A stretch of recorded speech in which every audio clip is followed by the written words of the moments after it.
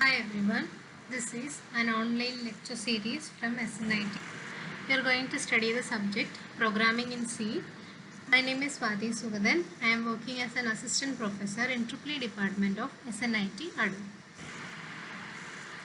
Okay, so we module 1 hardware, computer hardware and software അതിൻ്റെ ആർക്കിടെക്ചറിനെ പറ്റിയൊക്കെയാണ് നമ്മൾ പഠിച്ചുകൊണ്ടിരുന്നത്. ഇത് റിവിഷൻ്റെ ഫോർത്ത് പാർട്ടാണ്.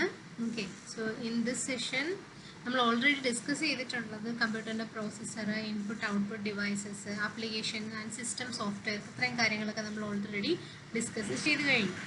So in this session we are going to study about different computer languages, compiler, assembler, interpreter. So ഇത്രയും concepts ആണ് നമ്മൾ ഈ സെഷനിൽ നോക്കാൻ പോകുന്നത്.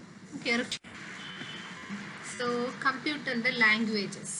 ഓക്കെ, സോ കമ്പ്യൂട്ടറിൻ്റെ ലാംഗ്വേജസിൻ്റെ കേസിൽ പറയുകയാണെന്നുണ്ടെങ്കിൽ ആക്ച്വലി ഒരു ഇവല്യൂഷൻ ആണെന്ന് പറഞ്ഞിട്ടുള്ളത്.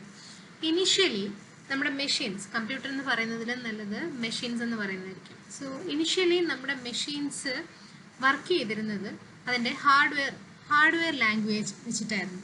ഓക്കെ, സോ നമ്മുടെ കമ്പ്യൂട്ടർ ഉണ്ട്, കമ്പ്യൂട്ടറിൻ്റെ ഹാർഡ്വെയർ, ആ ഹാർഡ്വെയറിനെ നമ്മൾ കമ്മ്യൂണിക്കേറ്റ് ചെയ്തത് ലാംഗ്വേജസ് ഡിഫറെൻറ്റ്. നമ്മളിപ്പോൾ രണ്ട് മനുഷ്യർ തമ്മിൽ കമ്മ്യൂണിക്കേറ്റ് ചെയ്യാനാണെന്നുണ്ടെങ്കിൽ കൂടി നമുക്ക് എന്ത് വേണം? ലാംഗ്വേജ് വേണം. അതുപോലെ ഹ്യൂമൻ ആൻഡ് മെഷീൻ ഇൻ്റർഫേസിന് വേണ്ടിയിട്ട് നമ്മൾ യൂസ് ചെയ്തതാണ് പ്രോഗ്രാമിംഗ് ലാംഗ്വേജസ്. ഇനിഷ്യലി നമ്മൾ യൂസ് ചെയ്തിരുന്നത് ഹാർഡ്വെയറുമായിട്ട് കമ്മ്യൂണിക്കേറ്റ് ചെയ്യാൻ യൂസ് ചെയ്തിരുന്നത് മെഷീൻ ലാംഗ്വേജ് ആണ്. അപ്പോൾ എന്താണ് മെഷീൻ്റെ ലാംഗ്വേജ്? എന്താണ് മെഷീൻ്റെ ലാംഗ്വേജ്?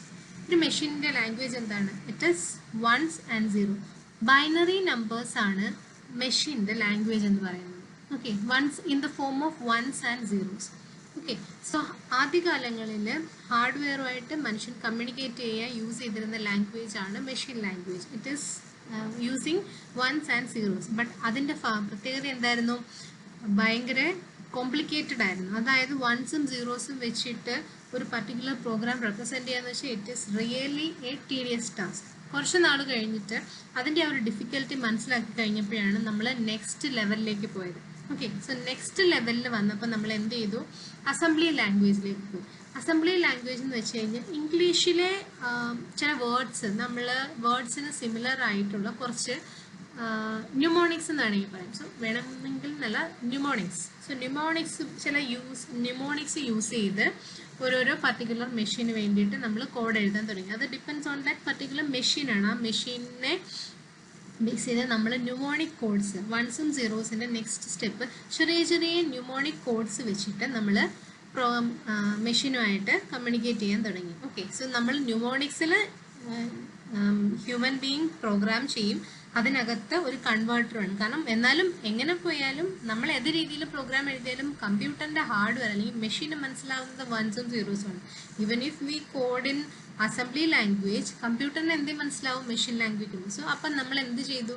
അതിൻ്റെ അകത്ത് ഇൻ്റർമീഡിയറ്റ് ആയിട്ട് ഒരാളെ കൊണ്ടുവന്നു. അതിനെപ്പറ്റി ഡീറ്റെയിൽഡ് ആയിട്ട് പിന്നെ പറയാം. സോ ഒരു നമ്മൾ ഇൻ്റർമീഡിയേറ്റർ ഉണ്ടായിരുന്നു. ആ ഒരു അസംബ്ലി ലാംഗ്വേജിനും ഹാർഡ്വെയറിനും ഇടയിൽ ഒരു ഇൻ്റർമീഡിയേറ്റർ ഉണ്ടായിരുന്നു. ഈ അസംബ്ലി ലാംഗ്വേജിനെ കൺവേർട്ട് ചെയ്ത് മെഷീൻ ലാംഗ്വേജ് ആക്കുന്ന ഒരാൾ.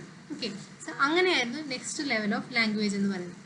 ഇപ്പോൾ ഡെവലപ്പ് ചെയ്തിട്ട് നമ്മൾ വന്നതാണ് high level languages. Okay, so നമ്മുടെ ഈ സി എന്ന് പറയുന്നത് sometimes it is called as a high level language or sometimes it is known as a middle level language. Okay, so ഇതിൻ്റെ പ്രത്യേകത എന്താണ്? ഹൈ ലെവൽ ലാംഗ്വേജസിൻ്റെ പ്രത്യേകത എന്ന് പറഞ്ഞാൽ ഇംഗ്ലീഷ്, നമ്മൾ ഹ്യൂമൻ ബീയിങ് കമ്മ്യൂണിക്കേറ്റ് ചെയ്യാൻ ഇംഗ്ലീഷ് യൂസ് ചെയ്യുന്ന പോലെയാണ് നമ്മൾ ഇംഗ്ലീഷിൽ നമുക്ക് ഏറ്റവും പരിചിതമായ ലാംഗ്വേജിൽ നമ്മൾ കോഡ് എഴുതി കൊടുക്കുക.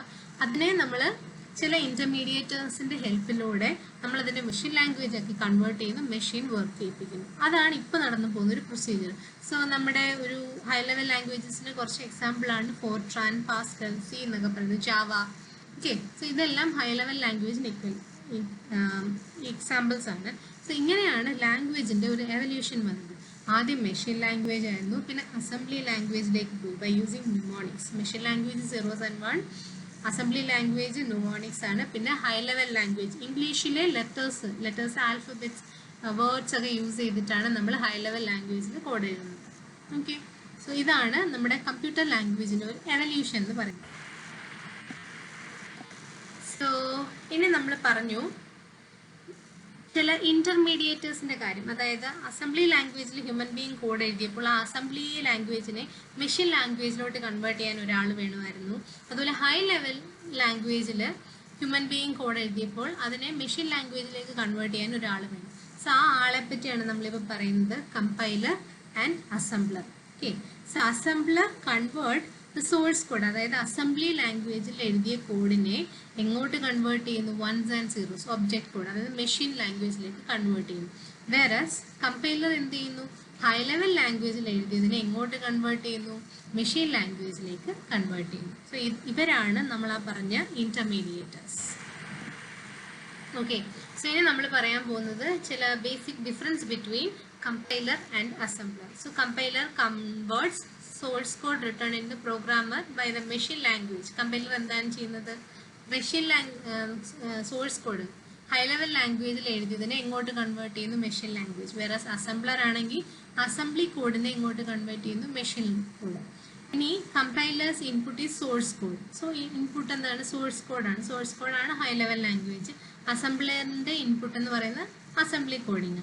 It converts the whole code into a machine language at a time. കമ്പൈലറിന്റെ പ്രത്യേകത, നമ്മളൊരു ഫുൾ കോഡ് കൊടുത്താൽ ഒറ്റ സ്ട്രെച്ചിൽ തന്നെ ആ ഫുൾ കോഡിനെ എങ്ങോട്ട് കൺവേർട്ട് ചെയ്യുന്നു? മെഷീൻ ലാംഗ്വേജിലേക്ക്.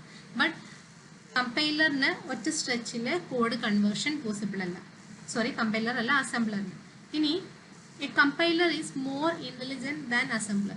സോ അതിന്റെ ആ ഒരു കൺവേർഷന്റെ മെത്തേഡ് ഞാൻ ഇപ്പോൾ പ്രീവിയസ് നമ്മുടെ പോയിന്റിൽ പറഞ്ഞു. അത് വെച്ച് നോക്കുമ്പോൾ തന്നെ നമുക്ക് പറയാം കമ്പൈലർ ആണ് അസംബ്ലറിനെക്കാട്ടിലും ഇന്റലിജന്റ് ആയിട്ടുള്ളത്. Okay, so the compilation phases are lexical analysis. So ഇതിനകത്ത് കമ്പൈലേഷന് ചില സ്റ്റെപ്സ് ഉണ്ട്. ഓക്കെ, സോ ആ സ്റ്റെപ്സ് ആണ്, അല്ലെങ്കിൽ ചില ഫേസസ് ഉണ്ട്. അതിനെയാണ് നമ്മൾ lexical analyser, syntax analyser, semantic analyser. So നമ്മൾ എന്താണ് ഒരു കൺവേർഷൻ ചെയ്യുന്നതിന് മുന്നേ, ഇപ്പം നമ്മൾ ഹ്യൂമൻ ബീങ് ആണെങ്കിൽ കൂടി നമ്മളിപ്പോൾ ഒരു വേർഡിൽ എന്തെങ്കിലും ടൈപ്പ് ചെയ്യുമ്പോൾ അതിനകത്ത് അതിൻ്റെ സിൻടാക്സ് ശരി, സിൻടാക്സ് എന്ന് വെച്ചാൽ ഗ്രാമാറ്റിക്കൽ എറർ, സ്പെല്ലിംഗ് മിസ്റ്റേക്ക്, അങ്ങനെ എന്തെങ്കിലുമൊക്കെ ഉണ്ടോ എന്ന് നോക്കില്ലേ.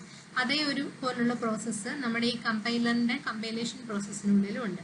ബട്ട് അസംബ്ലറിന് അത്ര കോംപ്ലിക്കേറ്റഡ് ആയിട്ടുള്ള പ്രോസസ്സുകളൊന്നുമില്ല.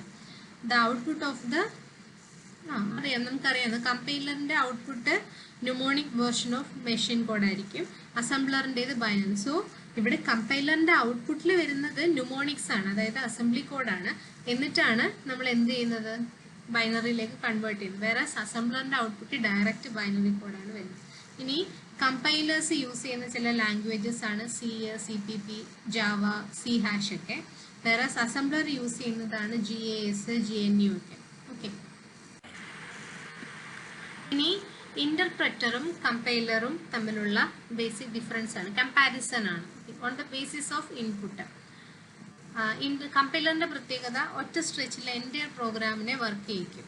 ബട്ട് ഇന്റർപ്രറ്ററിന്റെ കേസിലോ ഒരു ഇൻസ്ട്രക്ഷൻ അറ്റ് എ ടൈം, ഒറ്റ ഇൻസ്ട്രക്ഷൻ മാത്രമേ എക്സിക്യൂട്ട് വർക്ക് ഒറ്റ ഇൻസ്ട്രക്ഷൻസിൽ മാത്രമേ അത് വർക്ക് ചെയ്യുള്ളൂ, സ്റ്റെപ്പ് ബൈ സ്റ്റെപ്പ് ആയിട്ടാണ്. പിന്നെ അതിൻ്റെ ഔട്ട്പുട്ടിൻ്റെ പ്രത്യേകതയോ it generates intermediate object code. അപ്പോൾ സോ കമ്പൈലർ ഒരു ഹൈ ലെവൽ കോഡിനെ മെഷീൻ കോഡിലോട്ട് കൺവേർട്ട് ചെയ്യുന്നതിനിടയിൽ അതിനിടയ്ക്ക് ഒരു ഇന്റർമീഡിയറ്റ് കോഡ് ജനറേറ്റ് ചെയ്യുന്നുണ്ട്. ബട്ട് ഇന്റർപ്രറ്ററിൻ്റെ കേസിൽ അങ്ങനെ ഒരു ഇന്റർമീഡിയറ്റ് കോഡില്ല. And working mechanism compilation, execution, compilation നടക്കും. കമ്പൈലേഷൻ എന്ന് പറഞ്ഞൊരു പ്രോസസ്സുണ്ട്, അത് നമ്മുടെ ഈ കമ്പൈലറിൻ്റെ വർക്കിങ്ങിൻ്റെ തുടക്കത്തിൽ തന്നെ നടക്കും. വേറസ് ഇന്റർപ്രറ്ററിൻ്റെ കേസിൽ കമ്പൈലേഷൻ എന്ന് പറഞ്ഞ പ്രോസസ്സ്, എക്സിക്യൂഷൻ ഒരേ സമയത്താണ്. ഇനി സ്പീഡ്, കമ്പൈലർ ആണോ ഇന്റർപ്രറ്റർ ആണോ സ്പീഡെന്ന് ചോദിച്ചു കഴിഞ്ഞാൽ ഇറ്റ് ഇസ് കമ്പൈലർ. അതുപോലെ മെമ്മറി റിക്വയർമെൻറ്റ് കൂടുതലാണ് കമ്പൈലറിൻ്റെ കേസിൽ, ഇന്റർപ്രറ്ററിന് കുറവാണ്. പിന്നെ എറേഴ്സിൻ്റെ കേസിലാണെങ്കിൽ കമ്പൈലർ സിംഗിൾ സ്ട്രെച്ചിൽ കമ്പൈൽ ചെയ്യുന്നതും കൊണ്ട് എന്താണ് ഒറ്റ സ്ട്രെച്ചിൽ ഉള്ള എറേഴ്സ് എല്ലാം ഡിസ്പ്ലേ ചെയ്യും. ഇനി ഇന്റർപ്രറ്റർ ആണെങ്കിൽ ലൈൻ ബൈ ലൈൻ ആണ് എറേഴ്സ് ഡിസ്പ്ലേ ചെയ്യുന്നത്. ഇനി എറർ ഡിറ്റക്ഷൻ, അപ്പോൾ ഒറ്റ സ്ട്രെച്ചിൽ എറേഴ്സ് കാണിച്ചു കഴിഞ്ഞാൽ നമുക്കതിനെ ഐഡൻറ്റിഫൈ ചെയ്തെടുക്കാൻ ഡിഫിക്കൽട്ടാണ്. ബട്ട് ഇന്റർപ്രറ്ററിൻ്റെ കേസിൽ കുഴപ്പമില്ല, അത് ലൈൻ ബൈ ലൈൻ ആയതുകൊണ്ട്. പിന്നെ ഇന്റർപ്രറ്ററും കമ്പൈലറും യൂസ് ചെയ്യുന്ന രണ്ട് ലാംഗ്വേജസ്. സോ സിയുടെ കേസിലൊക്കെ കമ്പൈലറാണ് നമ്മൾ ഓൾറെഡി പറഞ്ഞു. വേറെ പൈത്തൺ, പേൾ, PHP ഒക്കെ യൂസ് ചെയ്യുന്ന എന്താണ്? ഇന്റർപ്രറ്ററാണ്. ഓക്കെ. സോ ഇത്രയാണ് നമ്മുടെ കമ്പ്യൂട്ടറിൻ്റെ different languages, compiler, assembler, interpreter. I hope you understand this. Thank U.